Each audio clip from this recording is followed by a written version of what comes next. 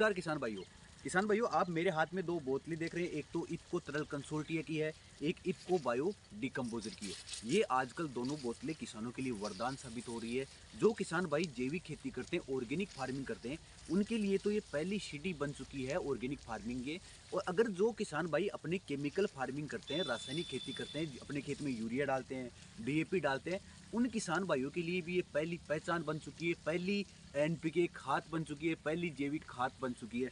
तो आज इन दोनों बोतलों के बारे में बात करेंगे कि ये क्या चीज़ है, ये किस प्रकार से काम आती है और किस प्रकार से अपने को खेत में काम में लेना है और किस प्रकार से ये अपने को लाभ देती है, किस प्रकार से अपने को लाभ इनसे मिलता है। तो किसान भाइयों शुरू करते हैं। सबसे पहले अपन बात करते हैं एनपीके तरल कंसोर्टिया की।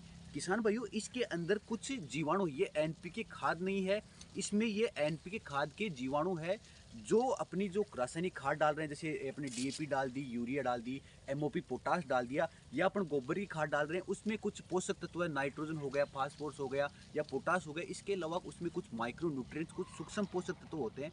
उन खादों को ये जो बैक्टीरिया, ये तरल कंसोर्टिया है, ये एनपीके कंसोर्टिया है, वो उसको पौधे को जो आवश्यक रूप से अवशोषण करते हैं उस रूप में इसको उपलब्ध करवाता है। जैसे इसमें क्या क्या है, इसमें एक तो राइजोबियम हो गया, एक एजिटोबैक्टर हो गया, एक इसमें फास्फोगोलक बैक्टीरिया हो गया और एक इसमें पोटाश सोलोबलाइजिंग बैक्टीरिया। ये तीनों बैक्टीरिया क्या काम करते हैं, ये जो अपना नाइट्रोजन हो गया उसके लिए तो जो राइजोबियम है, एजिटोबैक्टर, वो क्या करते हैं, उस नाइट्रोजन को अलग अलग फॉर्म में चेंज करके पौधे के लिए उपलब्ध करवाते हैं। उसी प्रकार से इसमें फास्फोगोलक बैक्टीरिया, वो अपनी जो डीएपी में फास्फोरस होता है उसमें क्या होता है, जैसे तो 30 से 40% ही अपने पौधे के काम में आ पाती है, बाकी जो बचा हुआ फास्फोरस है उसको ये फास्फोगोलक बैक्टीरिया पौधे को उपलब्ध करवाता है। इसी के साथ साथ जैसे इसमें पोटाश सोलबलाइजिंग बैक्टीरिया है, वो अपनी एमओपी जो पोटाश होती है उसको भी पौधे को निश्चित रूप में, निश्चित मात्रा में उपलब्ध करवाता है। जैसे क्या होता है, जैसे किसान भाइयों मैं आपको बताऊं, जैसे अपने यूरिया डाला, यूरिया में क्या होता है, नाइट्रोजन, नाइट्रोजन पौधे की वृद्धि के लिए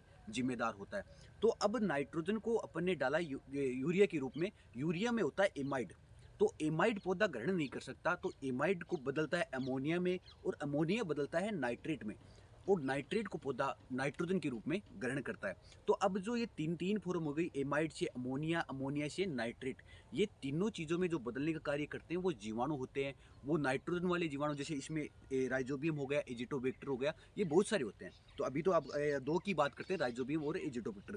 तो ये दोनों जीवाणु इसके उपलब्ध है। जितने ज़्यादा जीवाणु आपके खेत में ये वाले उपलब्ध होंगे, उतना ही जो खेत में पड़ा हुआ नाइट्रोजन है, जो पर्यावरण में नाइट्रोजन है, जैसे आपको पता है पर्यावरण में 78% नाइट्रोजन होता है, पर वो पौधे को किसी काम में नहीं आ पाता, क्योंकि पौधे नाइट्रोजन के रूप में ग्रहण नहीं करते, उसको नाइट्रेट के रूप में ग्रहण करते हैं। तो जो पर्यावरण का नाइट्रोजन हो गया, जो भूमि में जो नाइट्रोजन पड़ा, उसको ये जो राइजोबियम और एजिटोबैक्टर वो पौधे को उसको उपलब्ध करवाते हैं। इसके साथ इसमें फास्फोगोलक बैक्टीरिया, जो डीएपी अपन ने खेत में डाला, जो अपने गोबर की खाद डाली, उसमें जो फास्फोरस का अंश है उसको पौधे को उपलब्ध करवाते हैं ये फास्फोगोलक बैक्टीरिया। इसके साथ साथ इसमें पोटाश सोलबलाइजिंग बैक्टीरिया भी है, जो अपन ने एमओपी डाला, इसके साथ अन्य कोई खाद डाला जिसमें पोटाश की मात्रा है, तो उसमें जो उपस्थित पोटाश की मात्रा को इस प्रकार से मैन्युफैक्चरिंग कर देते हैं, इस प्रकार से बना देते हैं कि पौधे उसको ग्रहण कर पाए। इसी प्रकार से इसमें ये तीनों पोषक तत्वों के जीवाणु, जिसमें नाइट्रोजन के लिए राइजोबियम एजिटोबैक्टर हो गया, फास्फोरस के लिए फास्फोगोलक बैक्टीरिया हो गया, पोटाश के लिए पोटाश सोलबलाइजिंग बैक्टीरिया, ये तीनों प्रकार के जीवाणु इसमें उपलब्ध है, इसलिए इसको एनपीके तरल कंसोर्टिया अपन बोलते हैं। अब इसके उपयोग के बारे में बात करते हैं, पहले इसके बारे में बात कर लें। ये इफ्को बायो डिकम्पोजर है, ये किसी प्रकार के अपशिष्ट पदार्थों को डिकम्पोज कर सकता है। जैसे अपन ने अपने खेत में गोबर की खाद डाल दी, तो वो पूर्ण रूप से पौधे के जब भी काम में आई, जब पूरी तरह वो सड़ी हो, पूरी तरह गली हो, ये यही काम करता है। ये जो इफ्को बायो डिकम्पोजर है, ये जो अपन ने गोबर की खाद खेत में डाली है उसको पूरी तरह सड़ा देता है, पूरी तरह गला देता है, जिससे उसमें जो पोषक तत्व है पौधा पूरी तरह ग्रहण उसको कर पाता है। इसके साथ साथ अपने जो फसल अवशेष हैं, जैसे अपनी पराली हो गई, इसके साथ अपने फसल की कटाई कर दी, जो नीचे जड़ें बचती हैं उनको ये गला देता है, उनको सड़ा देता है, जिससे वो खाद का रूप धारण कर लेते हैं और पौधे के काम में आ पाते हैं। इसके साथ साथ जैसे अपन ने आजकल केमिकल फार्मिंग देख रहे हैं, बढ़ती जा रही है, यूरिया डीएपी लोगों बढ़ाते जा रहे हैं, उनकी मात्रा बढ़ाते जा रहे हैं, तो इससे क्या हो गया है, जो इससे साइड इफेक्ट हो गई, इससे दुष्परिणाम ये हो गए कि अपनी जो जमीन है उसमें केंचुए की मात्रा घट गई, जैव वंश घट गया। तो इसके प्रयोग से उन जो रासायनिक खाते हैं उनका प्रभाव कम होता है और अपने खेत में केंचुओं की मात्रा भी बढ़ती है। अब बात करते हैं इन दोनों खातों को, इन दोनों बोतलों को, इन एक एनपीके कंसोर्टिया, इसके साथ साथ इफको बायो डिकम्पोज, इनको अपने खेत में प्रयोग कैसे करना है। सबसे पहले बात करते हैं एनपीके कंसोर्टिया, एनपीके तरल कंसोर्टिया की। किसान भाइयों, सबसे पहले इसका प्रयोग कर सकते हैं अपने बीजोपचार में। बीजोपचार की अगर बात करें तो आप 1 केजी बीज पर 10 ml एनपीके कंसोर्टिया का प्रयोग कर सकते हैं। अगर आपके पास बीज की मात्रा ज़्यादा है, जैसे आप गेहूं का बीज बो रहे हैं, चने का बीज बो रहे हैं, तो उस टाइम आप एनपीके कंसोर्टिया में लगभग 2 लीटर पानी का घोल बना सकते हैं और उसके बाद अपने जो बीजोपचार है वो प्रक्रिया आप कर सकते हैं। इसके साथ आप अपने खेत में इसको डायरेक्ट चला सकते हैं, जैसे फुहारों में चला सकते हैं आप, इसके साथ साथ ड्रिप विधि में चला सकते हैं। इसके साथ साथ जो क्यारियाँ अपन बनाकर सिंचाई करते हैं उसमें भी आप इस एनपीके कंसोर्टिया का प्रयोग कर सकते हैं। किसान भाइयों, इसके प्रयोग से आपका जो केमिकल फार्मिंग जैसे यूरिया डाल रहे हैं, डीएपी डाल रहे हैं, वो लगभग 50% तक कम हो जाएगा। मतलब आपके जो केमिकल फार्मिंग करते हैं उसमें सबसे अधिक खर्चा खाद में ही लगता है, तो वो खर्चा इसके प्रयोग से आपका 50% तक कम हो जाएगा। इसके साथ अब बात करते हैं इफको बायो डिकम्पोजर की। ये इफको बायो डिकम्पोजर किसान भाइयों आप अपने घर पे बना सकते हैं। जैसे मैं आपको विधि बताता हूँ।